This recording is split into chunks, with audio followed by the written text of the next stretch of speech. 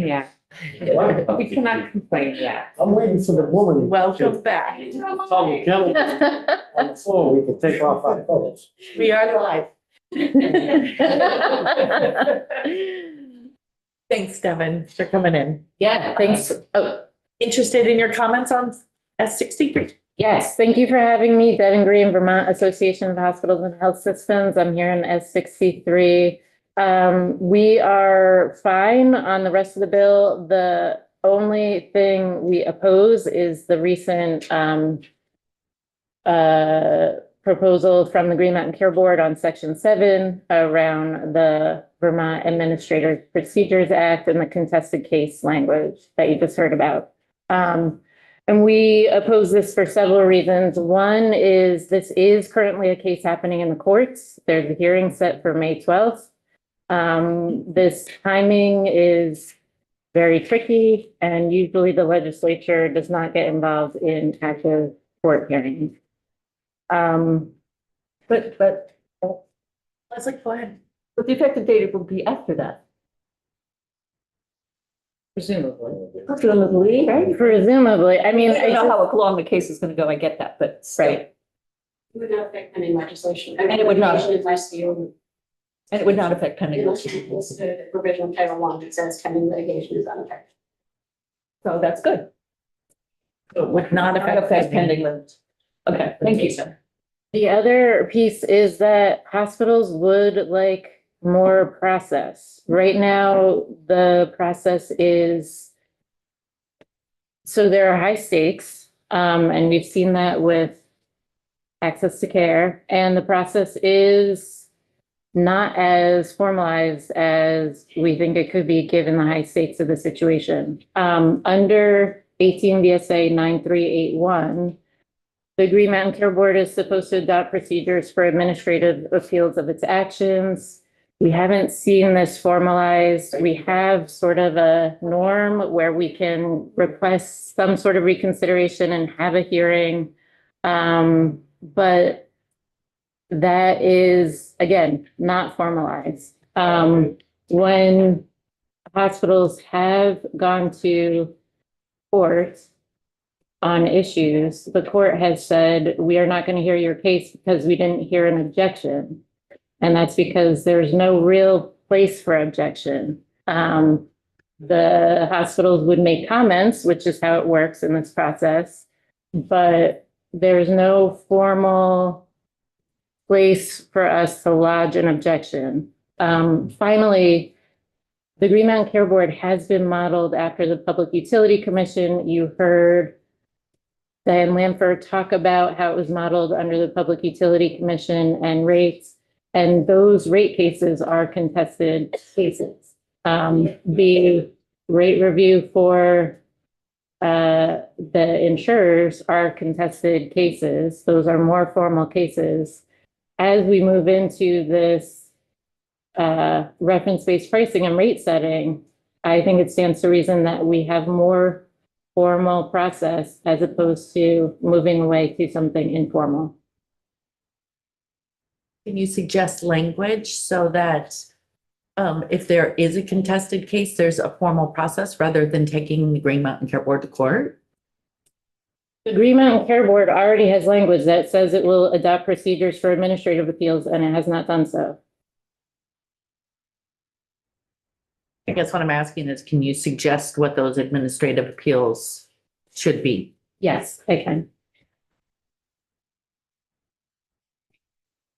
Any other questions for Devin? But again, I would just also, I do think this should follow under the Vermont Procedures Act, the Vermont Administrative Procedures Act. This is how it's done in other agencies. If the Green Mountain Care Board wants to set up a certificate of need-like process, which again is usually more formal, we can look at that, but I would oppose the language as provided by the Green Mountain Care Board here.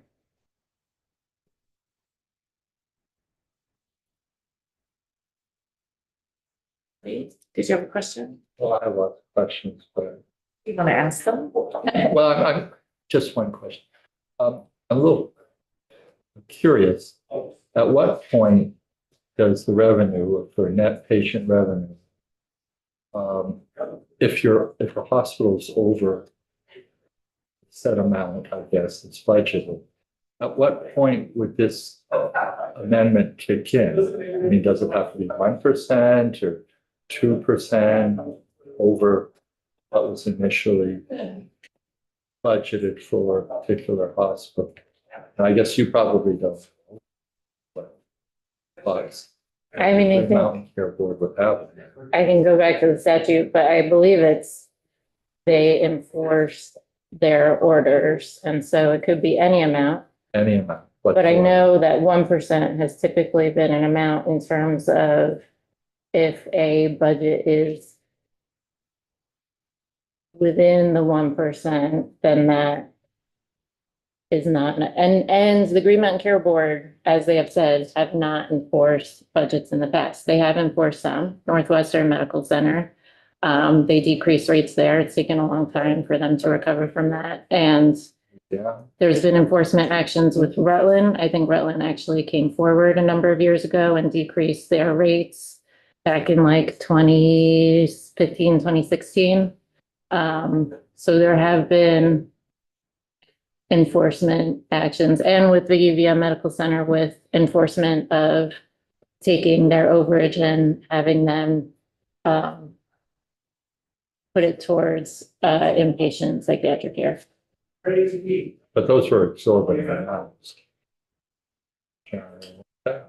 They were large amounts. Sometimes I would have to go back to look at the percentages, deviation from the net patient service revenue. And I don't know, what justification would there be for a hospital to be over its budget? I mean, there must be some reasons for it where it would be allowed, I guess. Yeah, and in the past, to give the Green Mountain Care Board a lot of credit, they have allowed for those reasons. If there's changes in utilization, or if there are changes in the acuity. So yes, that has happened in the past. Lori, I'm not sure I'm following. So can you explain in layman's terms what this change would mean during an enforcement action? During an enforcement action, it would mean, and sort of what is being contested now is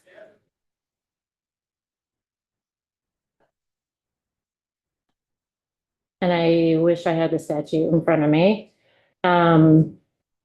But what the hospitals are looking for are a notice and opportunity to present their case.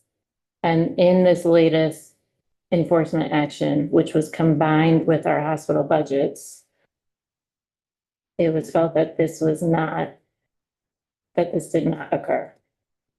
But you did not have the opportunity to present your case.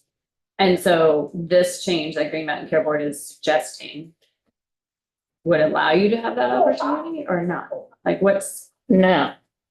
What the change that they're suggesting is that this would not be considered a contested case. So it would not be formalized. There would be no hearing or evidence or cross-examination, which again,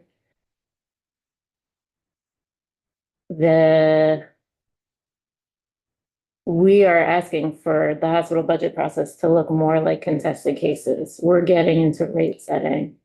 So to make it less formal seems like the wrong direction for this to be going in when we're going into a direction where we're not just setting budgets, but we're actually saying how much services should cost.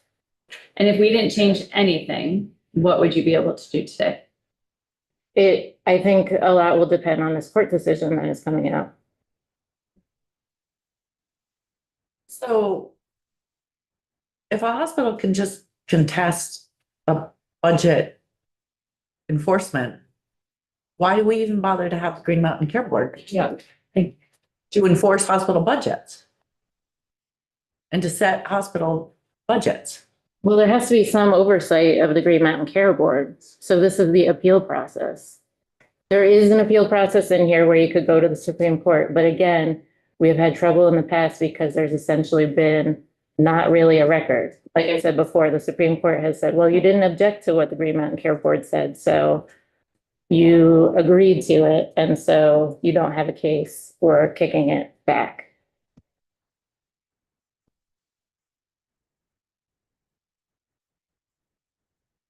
Or did you I'm wanna? not really sure what my question is. I guess I'm not getting. So if there is if the hospital doesn't agree the budget action today or a budget enforcement, the hospital has an opportunity to appeal to the Supreme Court. Or does it Yes. first go to the agreement, back to the agreement care board? Well, the process is really confusing. This is why we would like a more formalized process. The law actually says you can go to the Superior Court or the Supreme Court on the enforcement of the budget. And Mike can, if Mike's on there, he can step in and tell me that I have it wrong, but that is my understanding. So that part's confusing, first of all. And then second of all, yes, it's basically like you go from the Green Mountain Care Board to the Supreme Court. Usually when you have a agency case, you have a hearing and then you have an internal appeals process and then you go to the Supreme Court. And we don't have that step here. Sorry. Was the Supreme Court specific in the methodology by which hospitals, what methodology they should use to object? Were they clear about, like, the hospitals could conceivably send a letter of objection to the Green Mountain Care Board, but that wouldn't qualify? I would have to go back and look at the court case to see what they said about that, but I do know that hospitals are, thinking, okay, well, now I do need to have a lawyer with me so I can object or build a record or at least have something that the Supreme Court can look at if this goes up on appeal. Are you aware of any communications that hospitals have sent to the Green Mountain Care Board objecting to the enforcements? Yes, And those were provided to the Supreme Court? those are part of the court case now. Were they, can I jump in? Yeah. If they were sent to the Green Mountain Care Board, were they spoken to by the Green Mountain Care Board? Did they Pretty cursory. make a? There was a meeting and there was a And- decision that said, it was a pretty cursory decision. Yep, go ahead. Yes, I'm just gonna comment. I would think between you and the Green Mountain Care Board, you could have some language that keeps you both satisfied. I would like to do that, yes. It doesn't, I don't think it's as difficult as it sounds. Yeah, the Green Mountain Care Board did not reach out to me about this.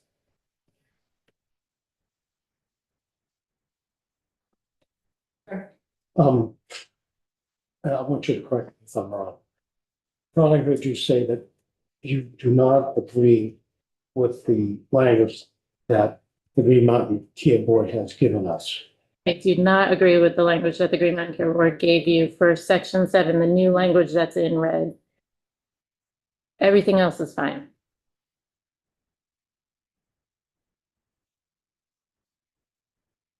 It's down in the bottom in the appendix. You gotta go. I get it right in front of me. I'm just trying to figure out.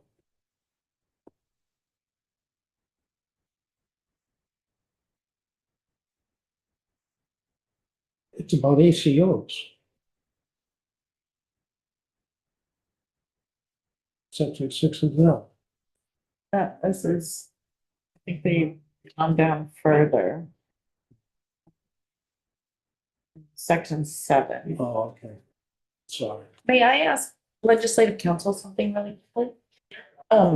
Currently it says that the Green Mountain Care Board may enforce their orders in statute.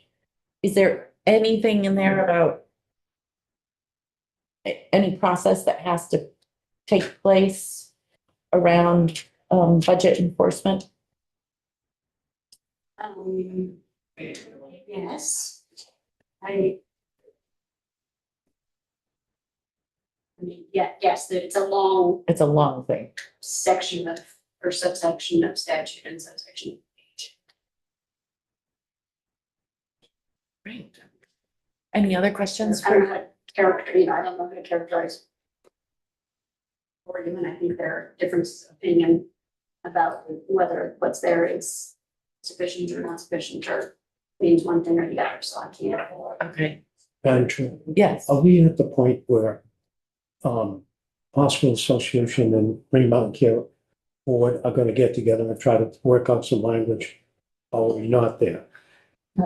I think that's a good question for the Hospital Association and the Green Mountain Care Board. And then right here.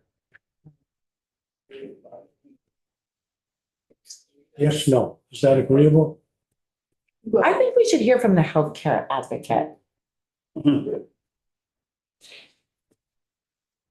Why don't we ask them if there's discussion that can happen between them? But also I'd like to hear from, honestly, the healthcare advocate on this, as a disinterested third party, maybe, or interested, but yes. Leslie, question, and then Woody. I just need some help with language because I'm not a lawyer. I don't know what it means, shall not be construed to be a contested case. It means that you don't get the procedural requirements of contested case that is found in the Vermont Administrative Procedures Act, which includes the notice, opportunity to be heard, evidentiary hearing, all of those things. There is some process in the budget order piece, the budget order enforcement piece. But again,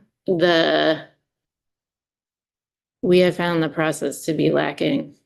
So what you're saying is that you want it to be a contested case. If I take out Yes. the negatives, okay, under this section shall be a contested case. Thank you. I got one more question. You say there's a case going on now.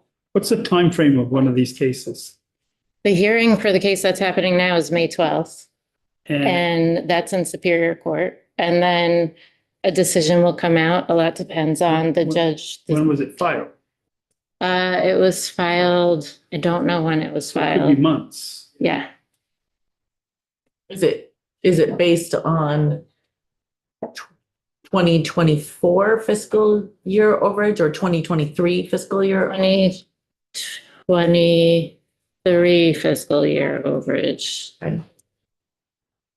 And did the board do their enforcement as part of the 2024 Yes. hospital budget review process? Yes. There were two of them, but one has now been dropped because a settlement. Okay, Sorry, one Sorry. last question. Do you know what the PUC does? Yes.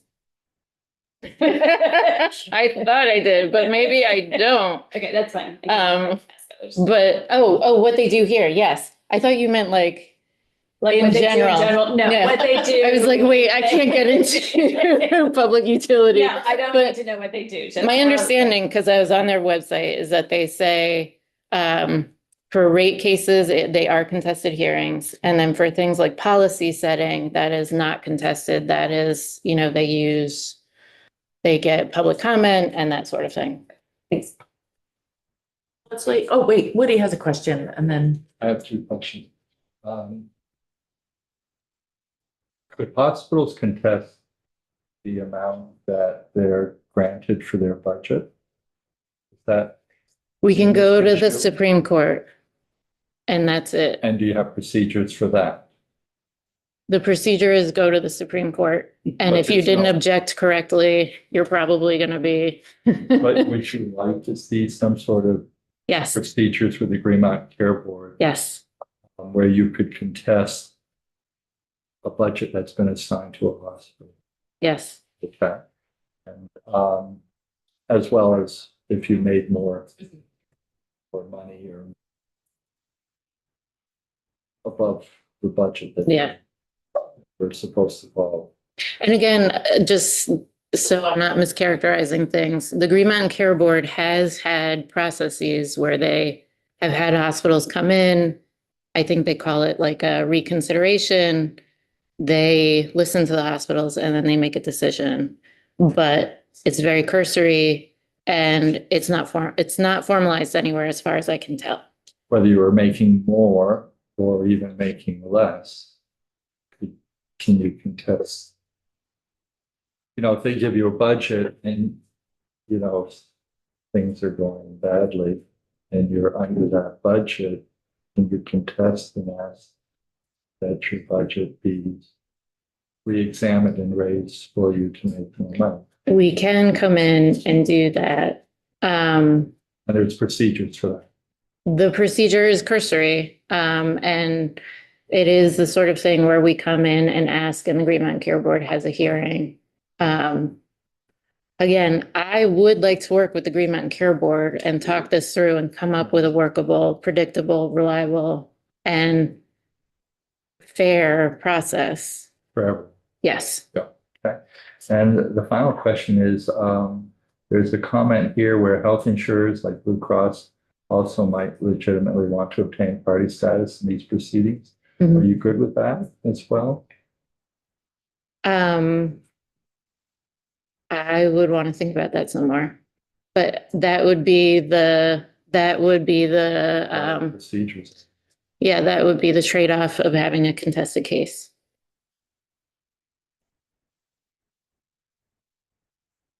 Leslie, did you have another question? I'm just curious about how much is in statute and how much might be in rule.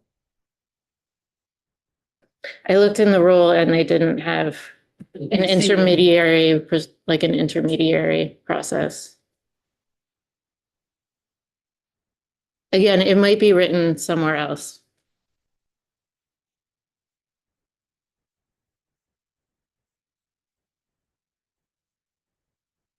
Okay, Thank you. thank you.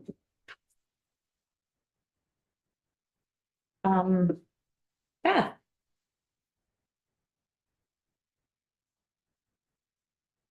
Good to see you again. Thanks for having me. I'm Beth Anderson. I'm the CEO at Vital. I am going to limit my comments on section 2, really the items that are specific to Vital's work. We are supportive of the change. There was good reason to have the board review Vital's finances at the time. I think as the board shared earlier, Vital's in a more strong financial situation than we were. We've been there for a number of years. We have very much appreciated the opportunity to engage with the board and have the opportunity to talk about our work. We will remain transparent about what that looks like. We post our audits, we post our tax filings on our website. We do an annual report, which talks about our work and our finances and how we've ended. So we will continue that work. Our budget will continue to be reviewed by our board. We are an independent nonprofit. We have a formal board of directors that will continue to review and approve our budget. The connectivity criteria is really a more technical document, which really talks about how data would be submitted to Vital by healthcare organizations. I think that was we presented it again for more of a public forum for that discussion. Probably not as much time was spent because it is a very technical document on that. And we will continue to do that work as well. Any questions for Vital? This bill proposes to no longer oversee their budget process. Okay, thank you. Can I make a shameless Yes, of plug course. that I did also last night submit some additional comments on 126. I know we're not talking about it today, but just to answer, I wanted to answer some of the questions or just some of the questions that came up after I testified last week. So if you want to read it, it should be posted. Thank you. And since you opened up the opportunity, and I know we're not doing 126 right now, I know. I took the weekend, an occasion to go back and look at your presentation that you had given us back in February, I think it was. The work that you're doing currently around pulling, you actually spoke about it in that testimony in February about providers being in their own health record and literally being able to click a button and have Vital's information populate there. That is a project that you are working on, you indicated. How's that going? And And do you foresee that ever getting to a place where, you know, we could have the majority of providers? Yes. Yes. So that specific project, we have one hospital using that now. It's the health network. So it's actually a couple of hospitals that have that. So there's a capability in their system that allows them to, I'm going to dumb it down, hit a button about their patient and see the documents that we have about that patient. We can set that up for other hospitals. It doesn't have to be a hospital, other provider organizations that are interested in that. It does rely on the EHRs that they use, being able to actually support that capability as well. Most of them do, some of them won't. There is a technical requirement to set that up. We will continue to try to work with organizations to do that. We are also, and I think I did mention some of this earlier, but can talk a bit about, we're also working now to set up some new capabilities that will allow kind of querying of our data by hospitals and other, again, all other, you asked about hospitals, but it's other organizations as well, which will roll out over the next couple of years. So we're doing a pilot now, but to allow an organization to come in and say, this is my population of patients. Please give me the data that you have on them. And where we're working to get to is also have it so that somebody could say, here's my population of patients, or the 10 that I care about, whatever it looks like.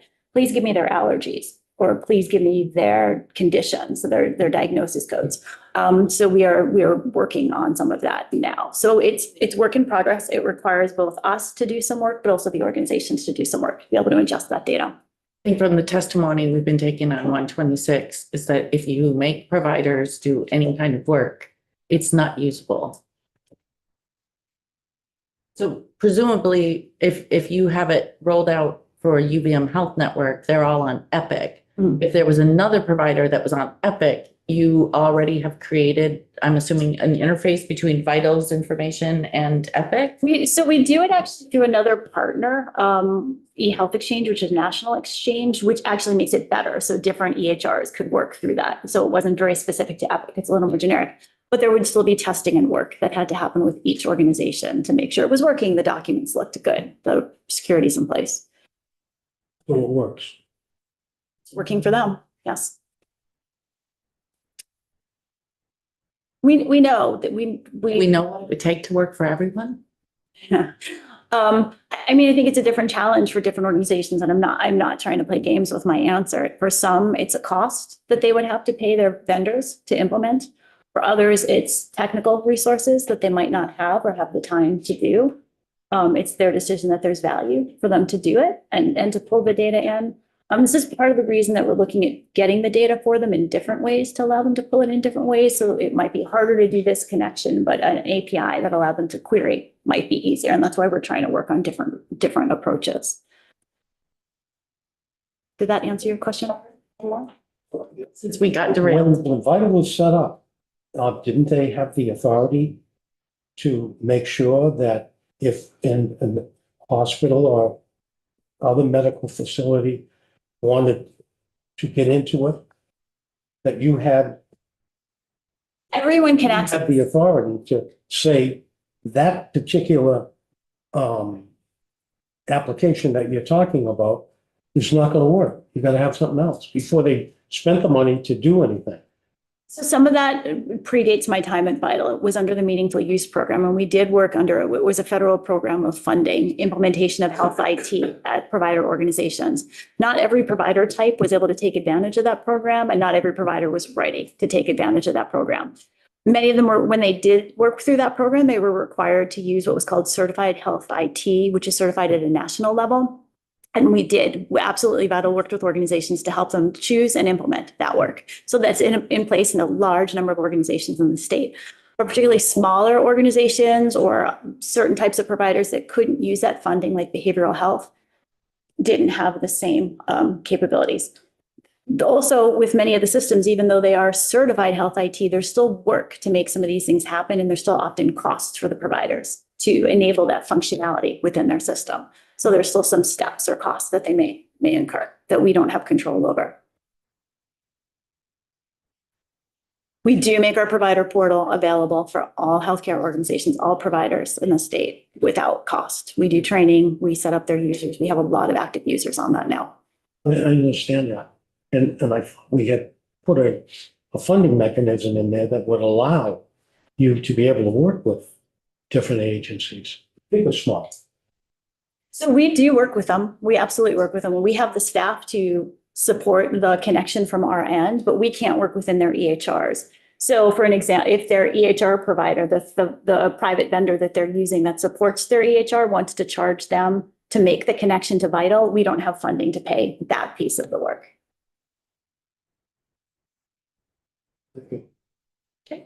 Thank you.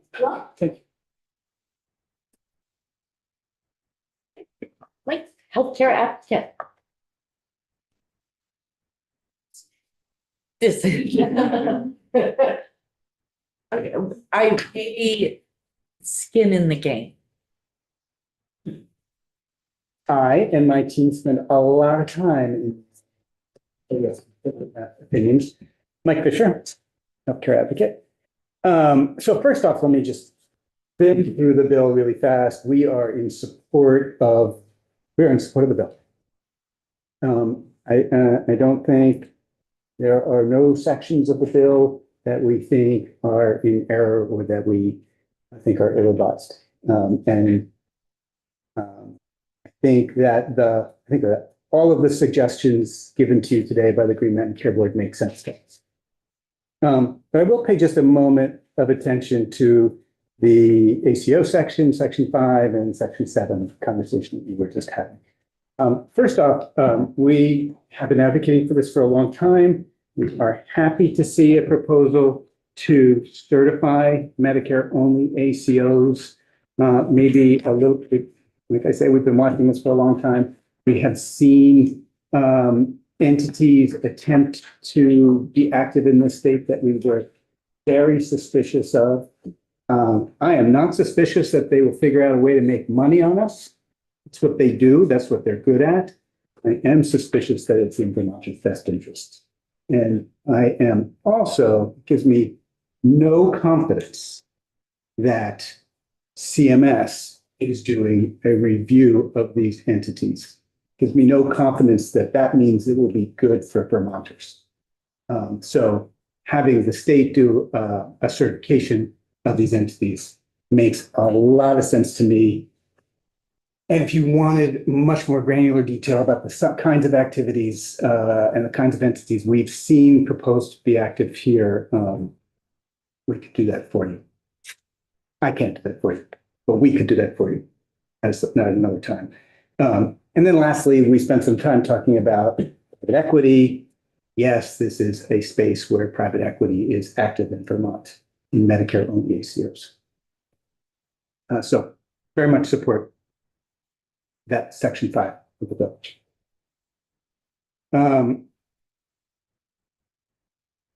Any questions about that? I know you guys had a lot of conversation. You guys are all worn out. Heated out. So we are also very supportive of the language just discussed on proposed by the Green Mountain Care Board on contested cases and on enforcement of hospital budget orders without being a contested case. And I guess I'll say I spent a lot of time in contested cases in the insurance rate review process, and we spend a lot of time in the hospital budget process. And yeah, it's much more formalized. Yes, it takes a lot more time and a lot more administrative effort on everyone's part. We often talk in this room about not doing more administrative burden while having these cases be contested blows the roof off of that. From my perspective, now I'm speaking as a regular non-attorney, I'm using non-attorney terms here, but did the hospitals have an opportunity to be heard? Were the hospitals on the record in these discussions? Was there a court reporter? Or did they have an opportunity to submit their arguments? I think the answer to every one of those questions is yes, yes, yes, yes, yes. There is a lot of opportunity Is it in the specific legal format that they are requesting? No. But I don't think it adds value. I do think it gums it up.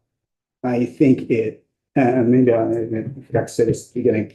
One of our frustrations about the Green Mountain Care Board over time has been their failure to enforce their orders. To the point that over the years, we have sometimes wondered why we did them. Because a hospital would blow through their budget, spending our money, spending money that we had to fork over. In years past, the Green Mountain Care Board would rebase them rather than hold them accountable for spending more of our money than they had the authority to spend. This board is behaving a bit differently. This board is indeed putting more pressure on and holding entities account for the orders they've put on them. Maybe that's in part because of the nature of the members of the board now, and maybe that's in part because of the fiscal crisis we're in.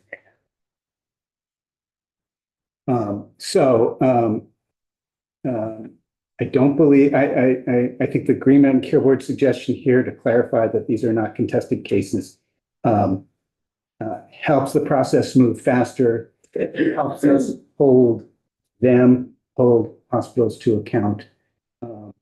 And I think failure to do that, requiring that it be a contested case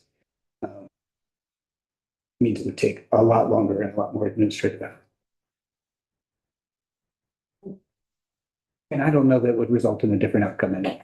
With a contested case, effectively, aren't we letting a judge make the decision around hospital budgets? Well, I think this is a step before that.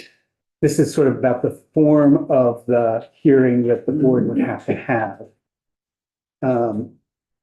And then the hospitals could still, in either case, can still appeal to go to Superior Court and appeal to the Supreme Court.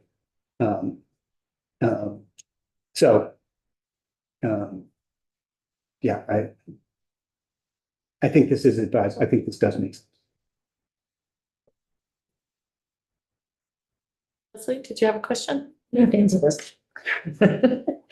Because you made a comment about how the board was not enforcing its budgets order. And maybe now they are thinking about it because of the conditions we're in. Could it be that the conditions we're in because they have not been enforced, the orders have not been enforced? Your point is well taken. Lori. So let's say this goes in. And there's budget enforcement. Does the hospital have any way to say they don't agree with it and appeal it? What is that process? So, I mean, I think that the Green Mountain Care Board would still have to do a hearing and still ask the parties to come forward and make their case. It wouldn't be in, right, it would be not in as formal a case as it would be a hearing as it would be if it was contested. I know, so I'm a little bit confused about the two cases that we're appealing. One of them, of course, was dropped because of the settlement. And I'm not quite as familiar with the details of the other one, but sort of this concept of being able to cross-examine members of the board, you know, the hospitals were making arguments that I think would be very hard for the board to comply with. But to answer your question, they would still have their hearing, they would still be able to make their case, and they would still have an opportunity to appeal. One more. Why should the hospital system be any different from PUC? That's our regulatory board in the state. Yeah. I don't know the answer to that. I don't spend nearly enough time in that world to know what that means in practice. But how, like, I guess just Yeah. philosophical, Mhm. we have two regulatory bodies in the state, why would we have different procedures? Yeah, it's an interesting question. And it might be that as an overall approach, there needs to be some questions there, but I think I guess I'll pull back to this moment we're in and the urgency I think we all feel about what's in front of us. That kind of a wholesale change about the board's practice, I think that implies a wholesale change about the board's practice. But that would be, I think, a significant. What would be significant? If we required the board, if you guys moved to have the board do all of its hearings in a more formal fashion. I'm gonna say again, I spent a lot of time in insurance rate review. Come join me in July. If you think that this is a good answer, I actually think it's the wrong direction. Yeah, no, I'm just not really confused by Yeah. what you just said. Hmm. Okay, so this is just clarified language of what the Green Mountain Care Board's process already is? Or this is changing their process? So the language that's proposed would continue their current practice of having a non-contested case for an appeal, for enforcement.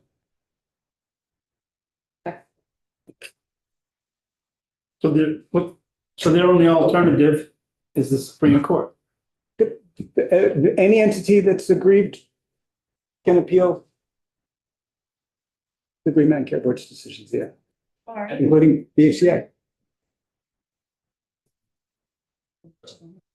This may be a question for Jen, but about this issue, should we pass the bill with the recommendations in it from the Green Mountain Care Board, which sounds like you're saying would mean there wouldn't be a change to the current process? And it would mean that we would not be requiring the administrative process.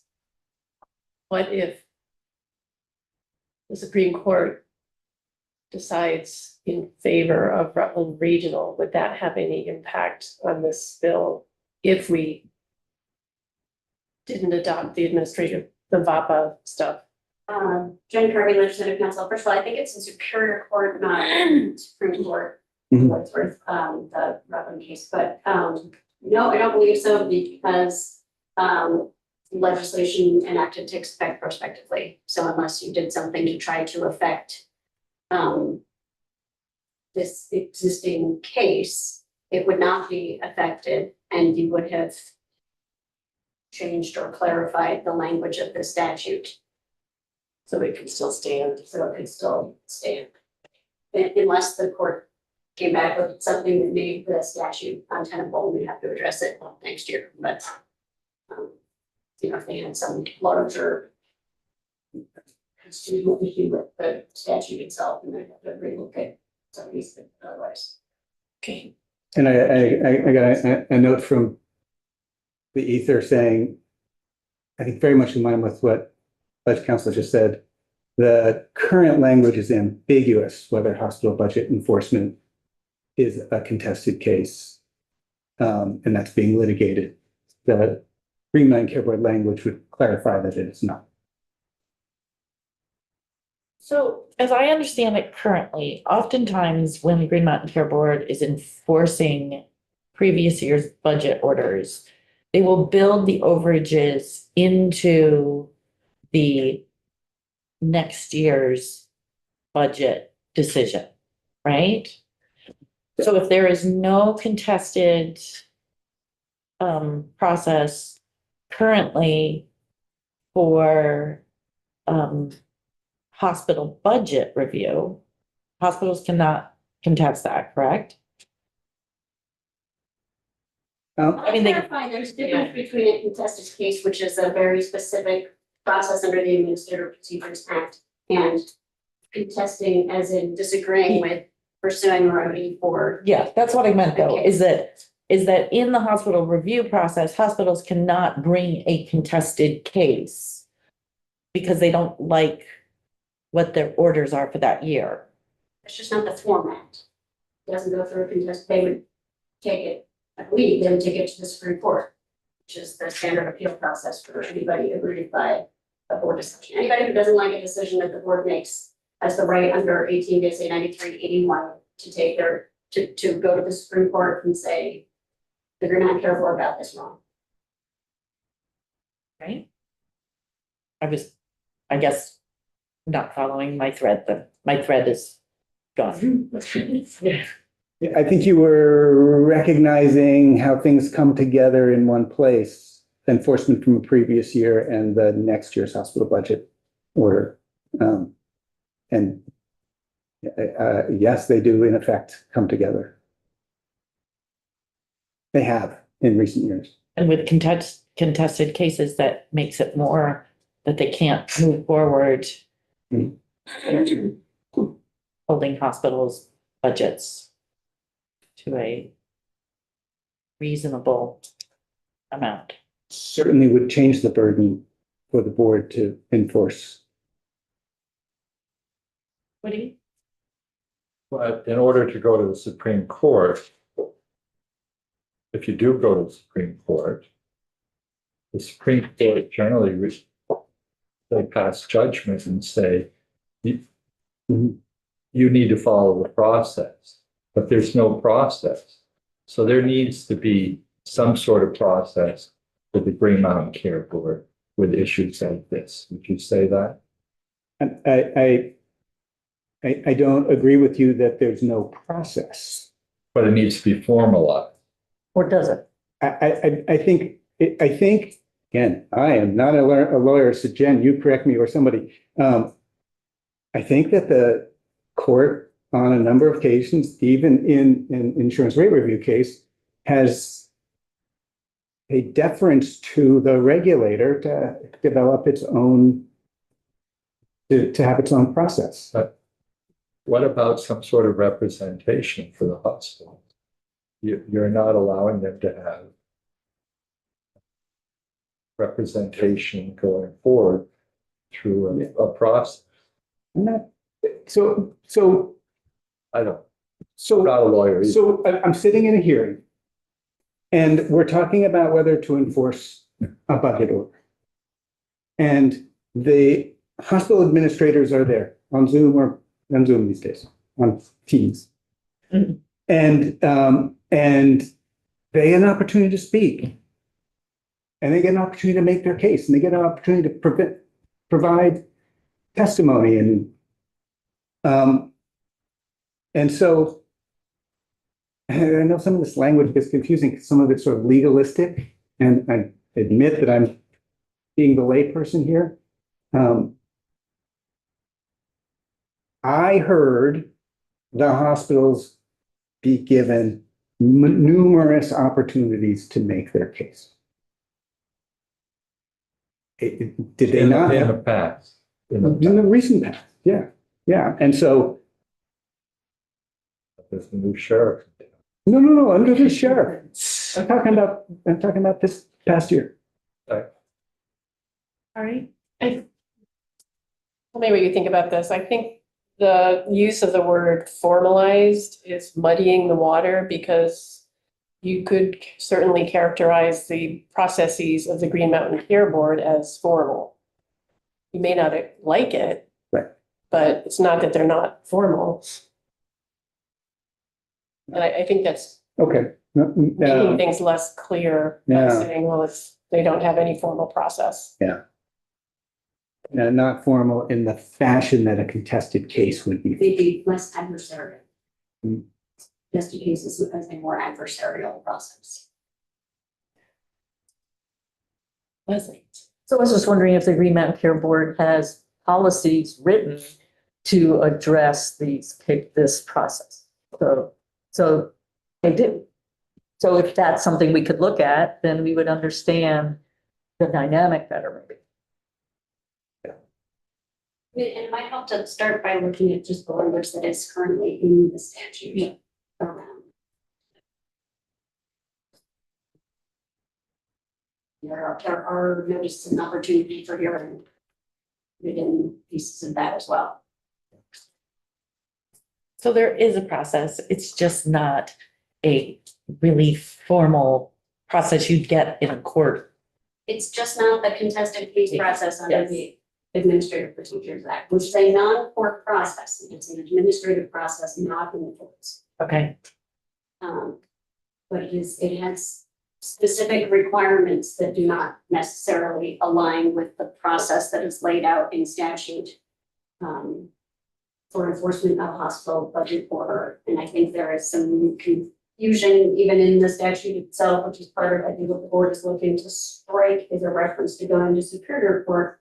That is also muddying the waters because the rest of the board's appeals all go to the Supreme Court. Okay. We've been talking about this thing quite a while, I guess. And, there's something written in statute already. I want to know if, the two organizations that are affected by this are willing to sit down, like was recommended at least 3 times in the testimony of the Hospital Association, to look at what's in the statute together and see if you can work on language that's a consensus. That's my question. And then I have something else. Now, I know one identity is gone, but that identity said we absolutely want to do it. And I guess if I could comment on that, first off, I'll be a party in this, so I would certainly sit in on a conversation like that, but there are times, it is the play for legislators to do when they're not sure what to do. Go out in the hall and find agreement. And there's lots and lots of times when that makes sense. And there's times when the two entities have really different interests in mind. And it's not wrong to send them out to try, but they may not find consensus because their interests are just opposed. I still don't have an answer. Is it yes or no? Oh, Can Mari? I would say that the fact that we have a court case at this point, and months of negotiations between the Green Mountain Care Board and the hospitals is testament to how hard they have worked, trying to come to more of a consensus position on this point. I don't think getting them in a room now is going to get us any closer. We're already in court about it. Sorry, just spoke. I'm gonna go Lori since she's. I gotta go, I'm sorry. Can we maybe have Jen at some point walk us through Yeah. the statute? Please, sorry. Leslie. Well, I agree with Mari. I think that there's been a lot of discussion and, I'm not sure that, I mean, consensus kind of means to me that meeting in the middle, and I'm not sure I feel comfortable with that. So that's a fear of mine. What it meant to me is that a process would be set up that both could follow, that was appealing to both of them. But I'm not sure. They're the ones that are affected by it. But I'm not sure that I'm comfortable with a process that appeals to both of them. That's good. Yeah. You can. I'm just saying that's my thinking right now. Wendy. As a new person again, who sees it from a little bit of a different place, I just have to say, this has always been here. I think now it's because it has teeth, it feels more threatening. That's how I'm looking at this.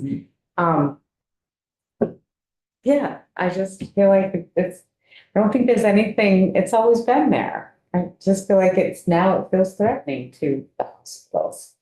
That's my opinion. I mean, I just keep on putting in perspective, this is spending our money. Yes. This is a regulator who's tasked with saying, okay, there's a limit about how much you can spend.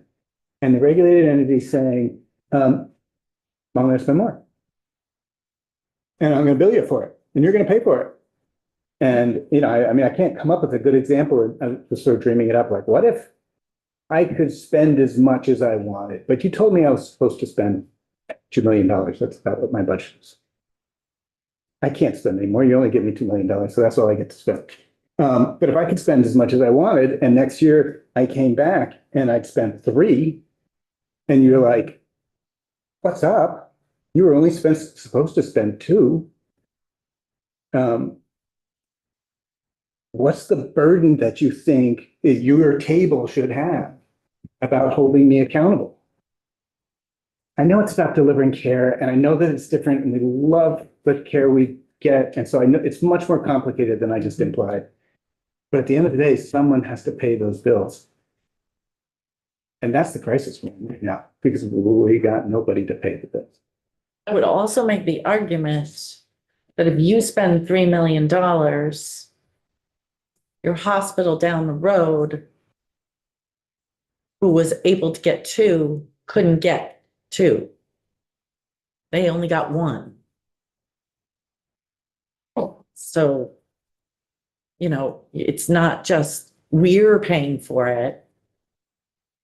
It affects the budgets of every other hospital. And I also want to give everyone's doing the best they can in this crazy world. And we've lived in this magic money-making machine where providers could spend as much as they want, and nobody sort of recognizes the relationship between healthcare expenses and premiums. As baffling as that is to me, people don't seem to get it. But now it's in our face, and you know, nobody at this table is going to say support any way to raise more money, right? Woody, did you have a question? Well, I don't know And whether, Leslie? I don't know whether it's a proper question. It's just something I'm thinking about.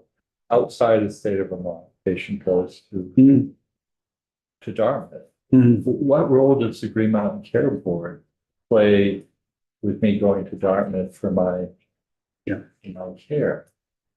Yeah, not much. Not. So Yeah. how do you control those costs? That's a really good point. I don't have an answer. But the Green Mountain Care Board has done studies comparing Well, yeah, across the board. Yeah. So, yeah, we understand the rate, you know, the comparison between Dartmouth and UVM and prices. Yeah. Pretty clearly. Yeah. And other, but if those services aren't available at home or the network or what have you, I don't have any other options. Yeah, I think that, our long skinny state with lots of border, and the hospitals that are right across the border makes us vulnerable to that. And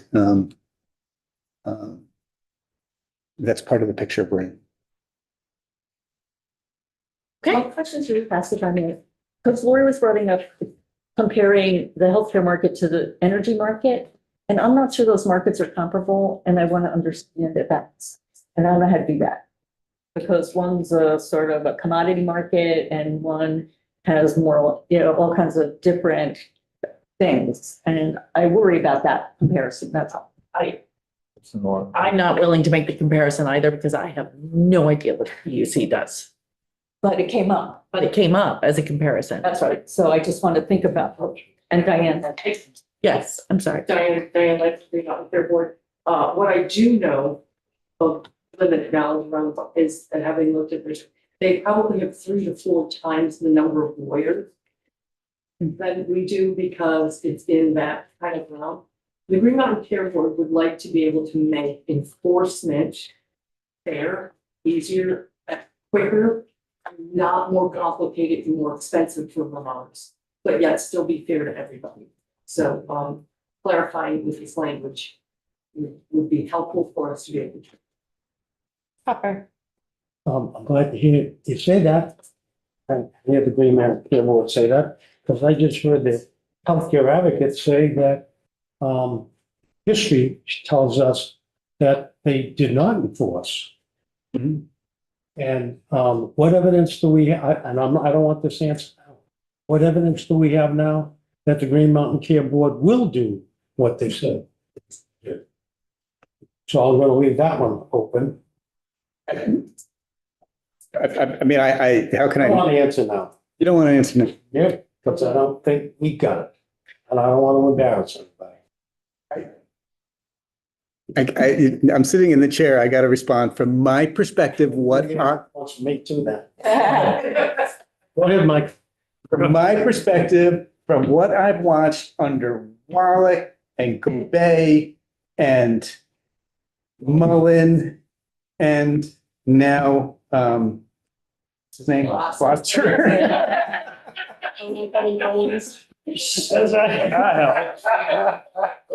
There has been a very different approach to holding hospitals in particular accountable. And they had very different approaches and the results were very different. And it's a different time. And it's a different time. This one better work. I believe. Tough time. Let's get to Sarah before we finish up. I promise to be very quick. Ice cream. Starting would be. Just stay away from section 7. Only talking about section 3, which changes the bill back to Blue Cross and Blue Shield of Vermont, and we are supportive. It's a very small increase. I recognize the hospitals have more. Just so you know, we currently pay about $1.2 million a year to the Green Mountain Care Board for all of their bill back for the cost of regulating our entity. And we're fine with that. We understand how it works. So I just want to say I'm supportive. Okay. Yes, we are. Not in this bill, but do you pay bill back also to DFR? I have to look. I don't think so. No, I have a list of all the state money that we pay. It's 26 million in total. This is tiny in the big scheme. I don't think DFR is in that list. So you're supportive of going from 23 point whatever to 24? Yes. Okay. All right. Any other questions? Any questions for Sarah? Knew I could be quick. I have one question that I haven't wanted to ask all day that I don't want an answer to now, but I want to ask Okay. it so people can think about it because I didn't want to distract. The question would be, what role could artificial intelligence play? And I don't stop at it. Like I've been doing research all day and I've amassed articles about how it can save a massive amount of money if used correctly in the healthcare system. Just putting it out there. I didn't want to distract us, but I've been thinking about it all day because there might be a small expense and then a big result. That's all. Big if. Well, I'll send you the articles if you want to read. Okay, thank you for giving me that 1 minute. Thank you, and send us the articles. Okay. Thanks, everybody. Sorry, I know it was hot today. See you in the morning.